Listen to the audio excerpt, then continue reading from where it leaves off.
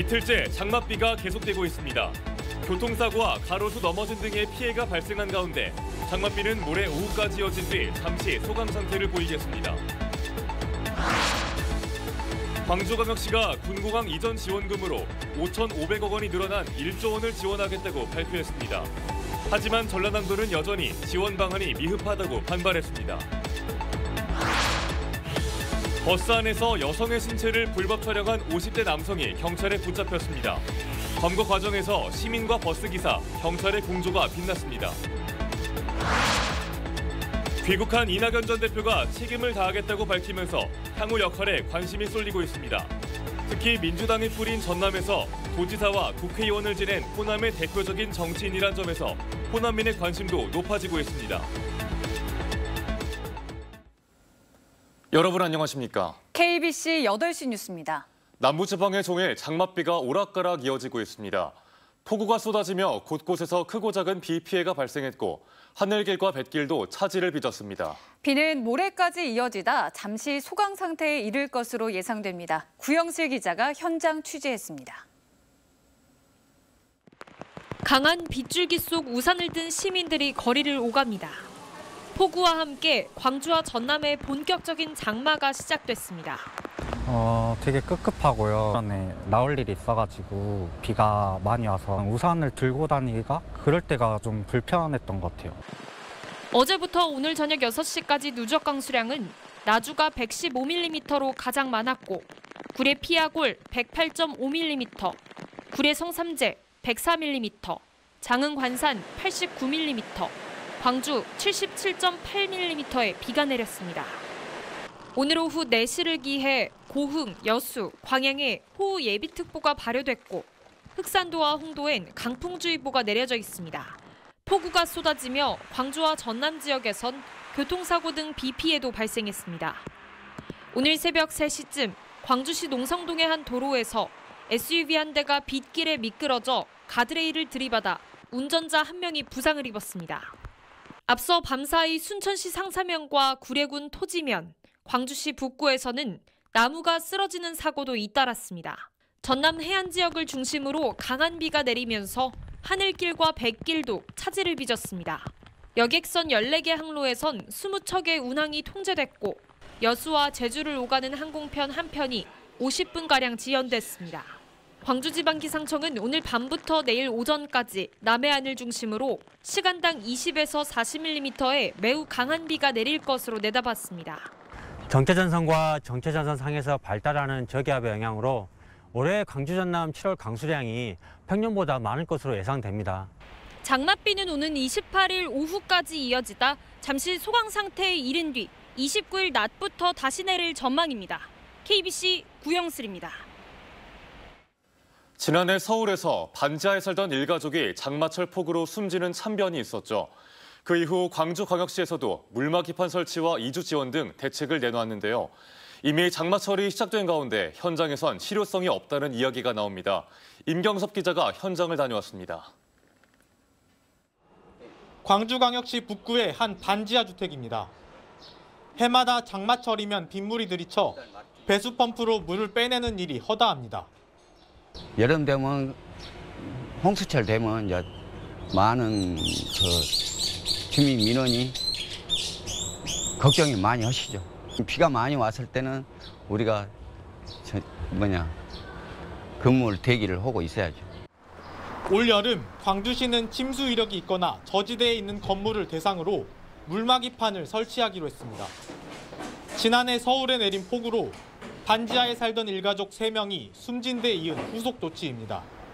하지만 장마가 시작됐는데도 설치가 이뤄진 곳은 아직 한 곳도 없습니다. 특히 광주천변과 저지대 등 침수 위험 지역만 대상으로 하다 보니 반지하 주택 중 물막이판 설치 대상은 겨우 11곳에 불과합니다. 우리가 몇 번 갔다가 안 늦게 한 2번 정도는 갔을 거예요. 근데 안 오죠.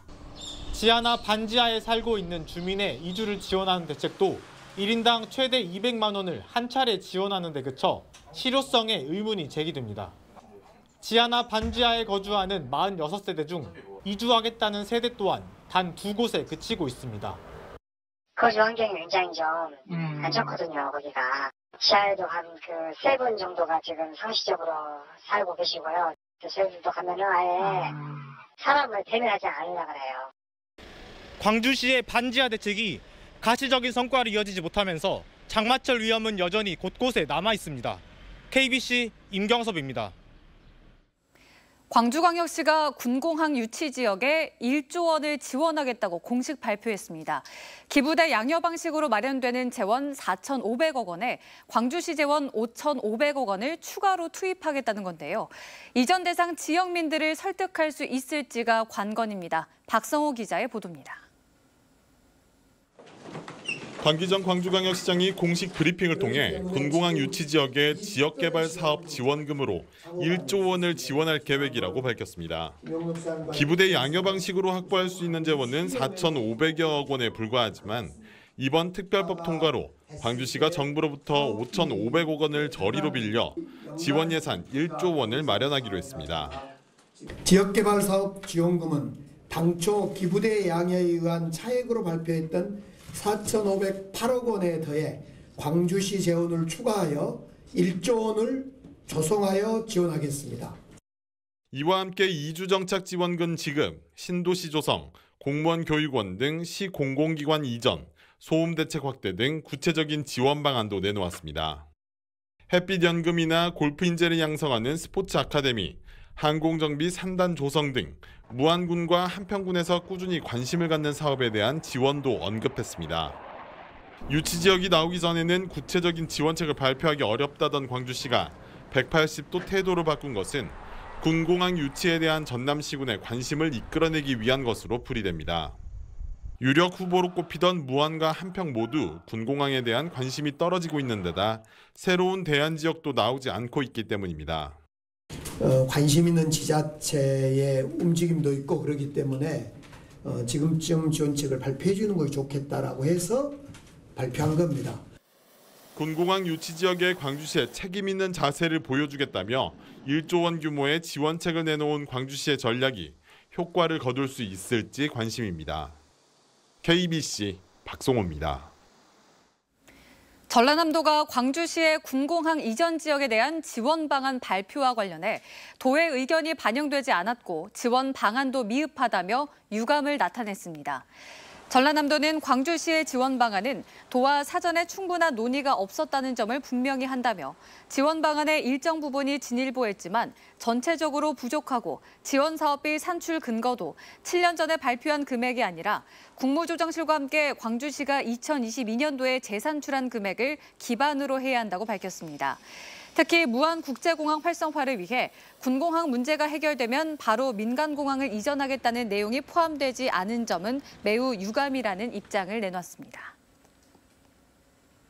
광주 광산구 소촌 논공단지의 용도 변경과 관련해 특혜 의혹이 일고 있는 가운데 진보당이 감사기관과 사법기관의 조사를 촉구했습니다.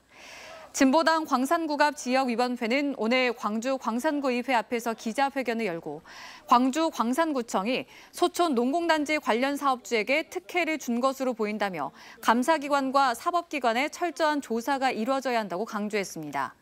해당 부재는 전 광주시장의 아들 A씨가 지난 2018년 소촌 농공단지에 입주해 있던 한 기업으로부터 매입한 산업시설 용지로 지난 4월 지원시설 용지로 조건부 용도 변경됐습니다.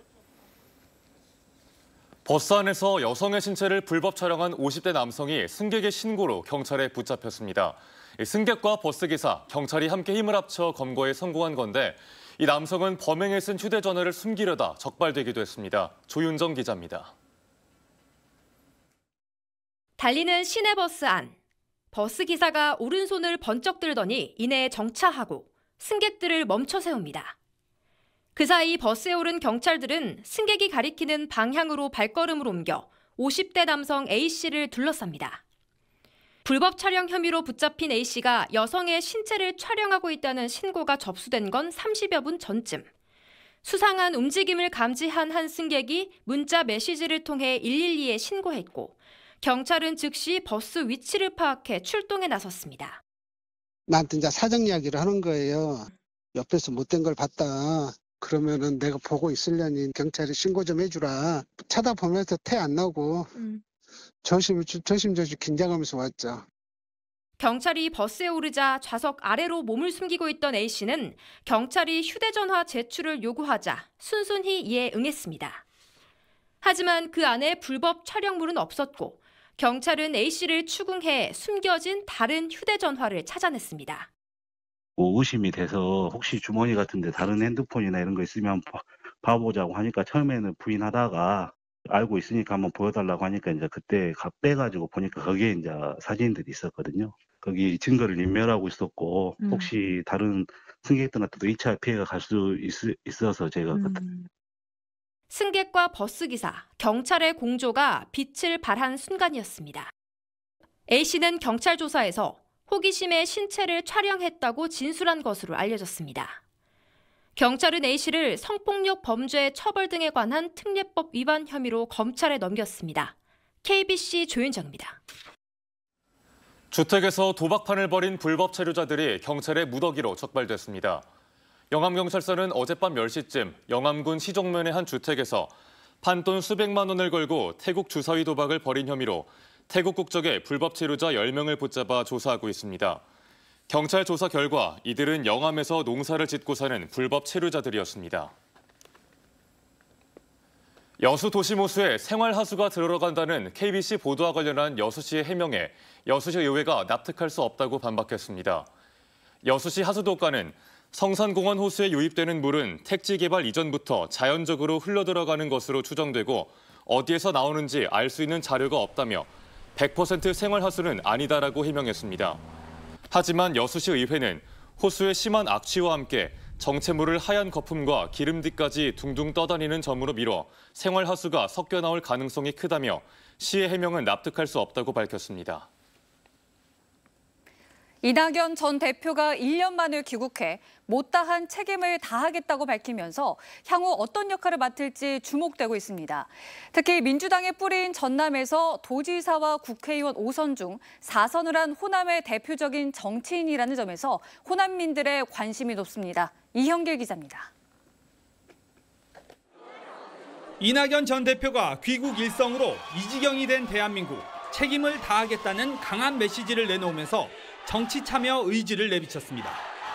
이후 이른바 친이낙연계 의원들도 동참하면서 이 전 대표의 정치활동 재개를 알렸습니다.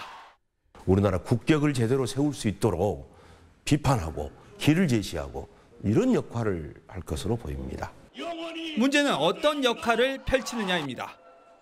당분간 윤석열 정부의 실정에 대한 비판을 대학 강연 등을 통해 풀어낼 가능성이 높습니다. 이재명 대표와의 각을 세우며 당내 쇄신에 앞장설 수도 있지만 이럴 경우 당내 분열을 키운다는 비판을 피하기 어렵습니다. 다만 총선이 다가올수록 비명계의 구심점으로서의 역할은 커져갈 것으로 전망됩니다. 비명계와 이제 친명계 간의 어떤 갈등 봉합 내지는 타협을 중재하는 쪽으로 자기 역할을 찾는다면 그러면 좀 상황은 달라질 수도 있지 않을까 생각합니다. 이재명 대표 체제 이후 민주당 호남 지지율이 흔들리는 상황에서 이낙연 전 대표의 정치적 기반인 호남의 지지율 변화도 관심입니다. 이낙연 전 대표의 등장으로 호남 유권자들의 전폭적인 지지를 이끌어낼 경우 민주당 내 힘의 구심점이 옮겨갈 가능성도 있습니다. 신당, 창당 등 새로운 정치 세력화는 이낙연계 안팎에서 모두 부인하고 있지만 향후 이재명 대표와의 관계 속에서 분당 등의 논의도 꾸준히 커져갈 것으로 전망됩니다. KBC 이영길입니다. 무소속 양향자 의원이 신당 한국의 희망을 창당했습니다. 한국의 희망 창당준비위원장을 맡은 양향자 의원은 오늘 서울 여의도 중소기업중앙회관에서 열린 창당 발기인 대회에서 거대 양당이 이끄는 정치는 그저 권력 게임이자 이권 다툼이라고 규정하며 새로운 정치 세력의 출현을 알렸습니다. 이번 창당 발기인 대회 현역 의원은 시대전환 조정훈 의원만이 참석했습니다. 전라남도가 오늘 데이터 센터 지방분산 정책 첫 사례로 카카오 엔터프라이즈와 클라우드 데이터 센터를 구축하는 투자 협약을 체결했습니다. 오늘 협약으로 파이넨 파트너스 자산운용과 KB증권은 4,900억 원을 투자해 2026년까지 장송군에 3만 3천 제곱미터 규모의 데이터 센터를 구축하고 카카오 엔터프라이즈는 설계와 기반 시설 구축 등 전반적인 운영에 참여합니다. 산업통상자원부와 한전 광주 전남 본부는 데이터 센터 구축 시 예비 전력을 지원하는 전력 공급 방안 특례를 적용합니다. 마찬호 남양건설 대표이사가 제23대 대한건설협회 전남도 회장으로 취임했습니다. 신임 마찬호 협회장은 4년 임기 동안 건설 물량 확대를 통한 건설산업 성장 기반을 확충하고 공정하고 합리적인 발주 문화 정착 등을 중점적으로 추진하겠다고 밝혔습니다. 마 회장의 부친인 마형렬 남양건설 회장이 전남건설 협회장을 역임한 바 있어 부자가 협회장에 오르게 됐습니다. 여수산단 공장장협의회가 전남소방본부에 소방차량 후방 안전 경고 등을 기부했습니다. 여수산단 공장장협의회는 여수소방서에서 1억 5천만 원 상당의 소방차용 안전경고 등 51개를 전남소방본부에 기부하는 행사를 가졌습니다. 앞서 캐딜락 코리아도 안전경고 등 51개를 전남소방본부에 기부했습니다. 완도군이 이탈리아에서 열린 국제 슬로시티 우수사례 콘테스트에서 최고상인 오렌지 달팽이상을 수상했습니다. 완도군은 삶의 질을 높이기 위한 도시정책 부문에 공모한 해양치유정책이 현재와 미래에 긍정적 영향을 미치는 점 등을 높게 평가받았다고 밝혔습니다. 한편 완도군은 2007년 청산도가 아시아 최초로 슬로시티로 선정된 이후 2018년에 세 번째 인증을 받으며 군 전역이 슬로시티로 지정됐습니다. 5.18 민주화운동을 왜곡 폄훼한 혐의로 불구속 입건된 전광훈 사랑제일교회 목사가 서울에서 수사를 받게 됐습니다. 광주 북부경찰서는 5.18 민주화운동 등에 관한 특별법 위반 혐의를 받는 전광훈 목사에 대한 사건을 전 목사가 연루된 또 다른 사건들을 수사 중인 서울종암경찰서로 넘겼다고 밝혔습니다. 앞서 전 목사는 지난 4월 광주역 광장에서 연설을 하던 중 5.18 당시 시민들을 공격한 건 공수부대가 아닌 북한 간첩들이라며 5.18에 대한 왜곡 발언을 쏟아내 공법단체들로부터 고소를 당한 바 있습니다.